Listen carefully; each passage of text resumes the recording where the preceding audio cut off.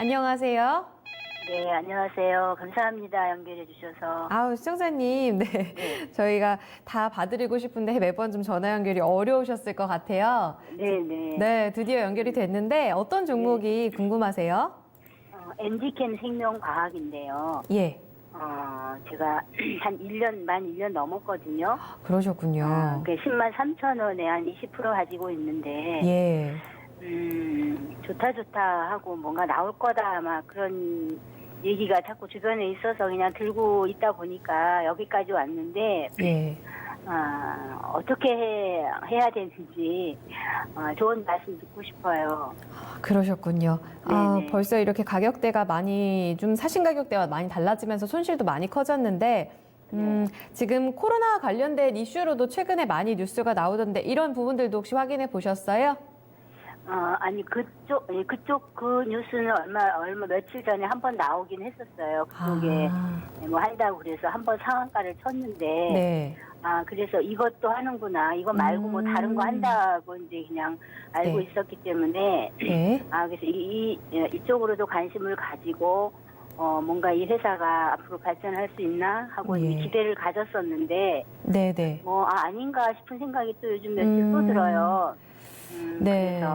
그래서 전화를. 전문가님들 말씀 좀 듣고 싶어서 전화 연락했습니다. 네, 시청자님 전화 잘 주셨어요. 네. 네. 마음고생 많이 하셨을 텐데요. 저희 한번 전망 들어볼게요. 네. 네, 엔지캠 생명과학 첫 종목으로 들어와 있습니다. 최근에 암호화폐 연기되면서 또 같이 밀리기도 했습니다. 앞으로는 어떤 포인트를 보고 계신지 들어볼까요? 김동현 전문가님, 엔지캠 생명과학, 네, 바이오 접수가 됐네요. 네, 어떻게 보시나요?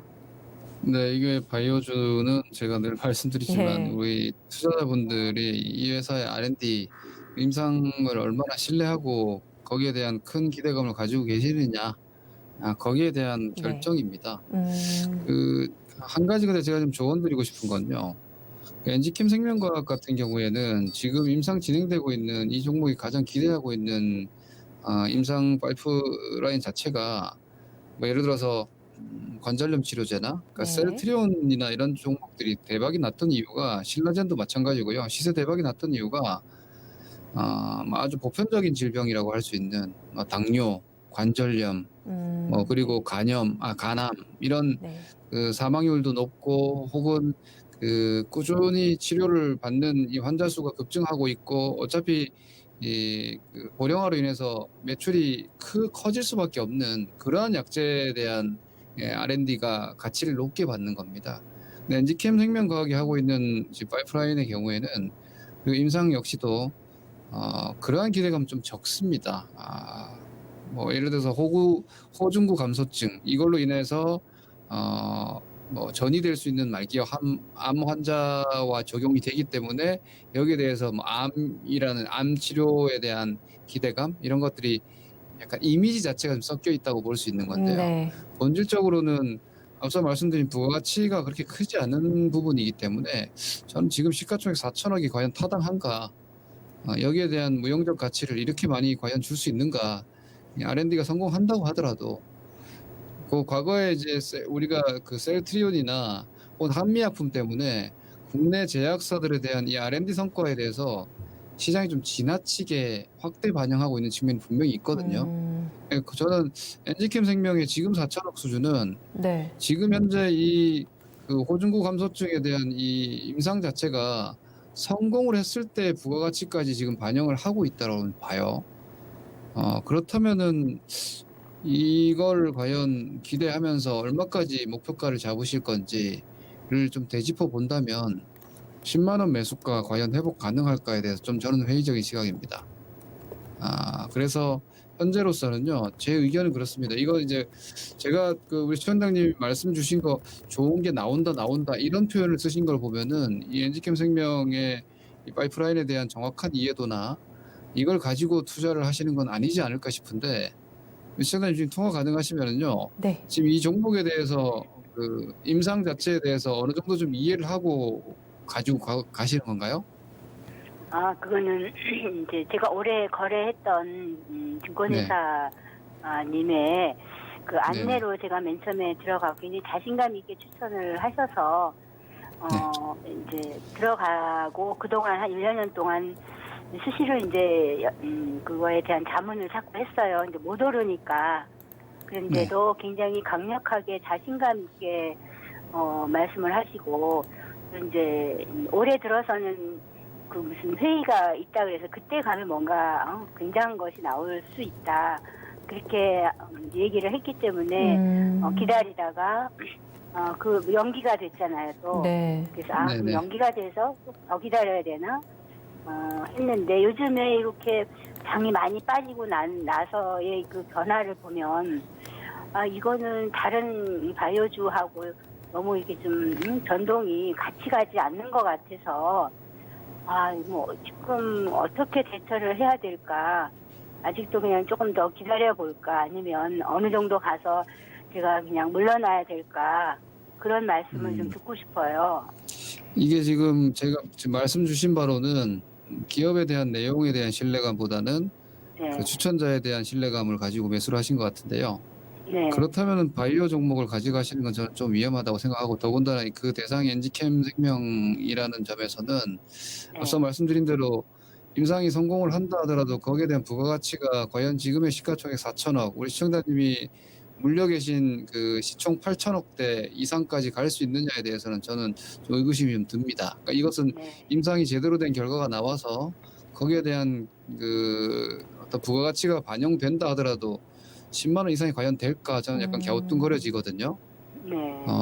그런 관점에서라면은요, 제가 권해드리고 싶은 전략은 이렇습니다. 지금 반토막 50% 손실이죠. 네. 이게 다행이라고 하기는 참 슬프지만 네. 원래 엔지캠만 50%였습니다. 하락률이. 네. 근데 지금 뭐 어지간한 종목들이 40%, 50% 떨어진 주식들이 너무나 많아요. 네. 결국은 50% 손실률은 주식이 2배 올라야죠. 소위 더블 나야지 본전하잖아요. 네.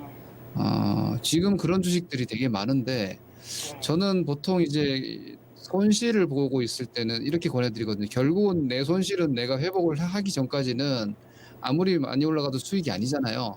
그러면 빨리 회복을 하기 위한 시도는 좀 위험해질 수 있어요. 오히려 네.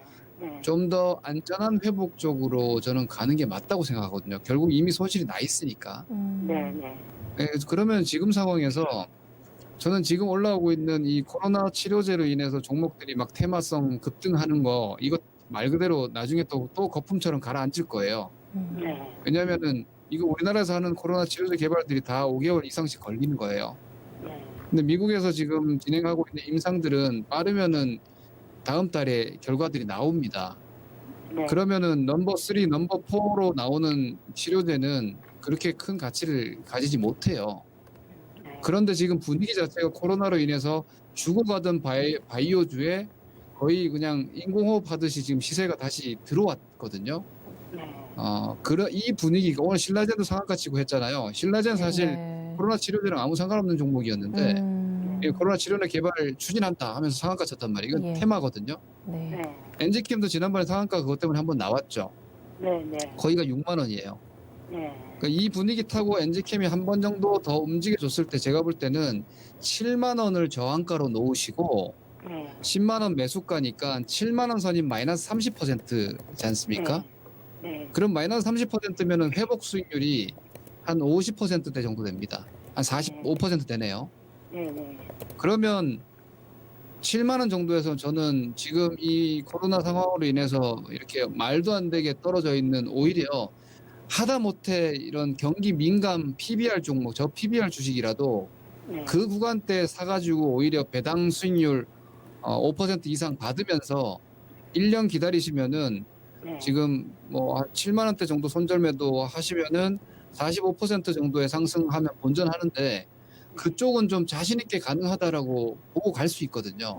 네. 저는 지금 자리에서 우리 그 일반 투자자분들께서 물린 종목을 길게 어떤 종목을 사야 할까? 저는 성장주 추천하지 않아요. 지금 비메모리가 좋고 5G가 좋고 이러죠. 이거 2년 뒤, 3년 뒤에 이 주가 유지 못할 수 있습니다. 네. 네. 결국은 길게 지났을 때 보장이 되는 것은 양적 가치예요. 네. 근데 지금 주식들이 그런 가치주들이 PBR 0.1배수대, 배당 수익률 8, 9%대 그런 주식은 사두면 뭐 거의 확률적으로 주식 100%는 없지만 네. 80%, 90% 이상은 수익이 가능하고 기다렸을 때 그 자산이 안전하게 보존이 될 거예요. 네. 그래서 제가 볼 때는 이 바이오라는 저는 바이오주를 개인적으로 좀 선호하지 않는 이유가 저는 이미지라고 생각해요. 네. 주식의 실체가 아니라 도박적 요소가 제일 강한 종목이라고 저는 보거든요. 10종목 중에서 R&D 성공하면 한 종목 폭등하죠. 네. 그 한 종목을 가지고 20종목, 10종목을 주가 조작을 할 수 있는 게 바이오주예요. 네. 네, 저는 그래서 주식이라는 것은 내가 돈을 투자해서 분명하게 근거를 가지고 믿고 갈 수 있어야 되는데 이런 종목은 더군다나 이 종목이 뭐 R&D가 부실하다는 게 아니라 이 R&D 임상이 성공한다 할지언정 시청자님이 10만 원 이상으로 과연 갈 수 있느냐에 대해서 제가 볼 때는 자신 있게 가능하다고 말씀드리기 좀 어려울 것 같아요. 그렇다면은 결국은 이 종목은 기다려서 수익으로 갈 수 없는 종목이라고 특정하고 결국은 어디서 빠져나와야 되느냐에 대한 전략인데 다행히 네. 종목 교체하기는 시장 풀이 좋다는 거죠. 거기에다가 최근에 바이오주들이 이 코로나로 인해서 이미지 상승을 또 하고 있습니다. 네. 그러한 시세가 단기적으로 살짝 나올 때 그 시점을 이용해서 손절 매도를 하시고 그리고 코로나 시장 상황이 당분간 기간 조정일 테니까 조금 여유를 가지고 기다렸다가 장이 다시 좀 흔들리는 정도의 구간에서 네. 1년, 2년 놔뒀을 때 50% 올라갈 만한 이거는 조금만 공부하시면은 뭐 PBR 밸류로도 분석이 가능하실 거고요. 혹은 정말 모르겠다 그러면 블루칩 쪽에서 골라도 될 것 같아요. 네, 그러한 쪽으로 이동을 하시면 네. 지금 손실률을 그나마 좀 자신 있게 회복할 수 있는 어떤 확률이 훨씬 높아질 거라고 저는 보이기 때문에 네. 무작정 그냥 이 주식이 언젠간 되지 않겠냐라고 막연하게 갔다가는 네. 저는 이 종목이 4만 원 이탈되면 또 어디까지 떨어질지 모른다고 생각해요. 네. 왜냐하면 이게 양적인 풀이 없으니까. 그러므로 지금 반토막이라고 해서 못 건드릴 상황이 아니다는 점. 오히려 반토막 나 있는 우량주들이 많으니까 네. 이 주식보다는 회복이 더 확률이 월등히 높은 이쪽으로의 교체를 오히려 이번 코로나로 인한 치료제 테마들로 이 종목도 일단 뉘앙스는 풍겼으니까 중간중간에 한 번씩 나올 수 있거든요. 그럴 때 저는 손절 매도를 하셔서 네. 1년을 기다리고 2년을 기다리더라도 좀 더 가치가 뚜렷하고 뭐 앞서 말씀드린 대로 0.1배수 대 PBR은 주식이 이론적으로 말이 안 되는 가격이 네. 제가 저세상 가격이라고 얘기하는데 네. 네. 그 정도 주식들 사가지고 가지고 가시는 것이 우리 시청자님의 자산을 복원하고 지킬 수 있지 않을까 생각을 합니다. 네. 시청자님. 네. 일단은 지금보다는 조금 반등을 하는 걸 보면서 매도를 하고서 이제 그쪽으로 이제 이동을 해라는 말씀이시죠. 네. 저는 6만 5천 원, 6만 3천 원을 목표가로 좀 드리고 싶습니다. 네, 그동안 네, 그때 잘 알겠습니다. 일단은 매도를 하고 그때 상황에 따라서 어느 쪽으로 예. 가야 될지를 다시 한번 문의드리겠습니다. 그러면 네, 시청자님 일단 네. 반등 지켜보시고요. 많이 힘든 네. 시간이었지만 손실 만회 네. 전략에 주력한다라는 마음으로 네, 참고해 주시면 될 것 같아요. 힘내세요, 네. 시청자님. 네.